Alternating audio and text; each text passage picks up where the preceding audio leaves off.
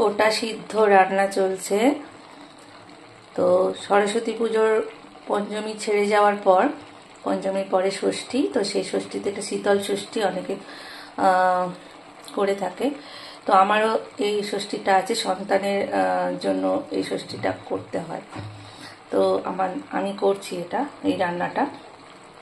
তো সব রকম সবজি গোটা গোটা দিয়ে করতে হয়, বেগুন, শিম, মটরশুঁটি, আলু, ছোট ছোট পালং শাক, তারপর এমনি বাঁধাকপি একটু শীষ পালং এর মধ্যে দিতে হয়, তারপর সজনে শাকের ফুল, অনেক কুল, তারপরে গোটা মুগ কড়াই, যার যেমন নিয়ম আর কি, সে সেই অনুযায়ী করে।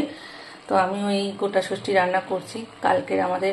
আগামীকাল আমাদের পান্তা ভাত, আর তার সাথে এই রান্নাটা খেতে হয়। তো তোমাদের কার কার আছে বন্ধুরা এটা জানিও। Thanks for watching.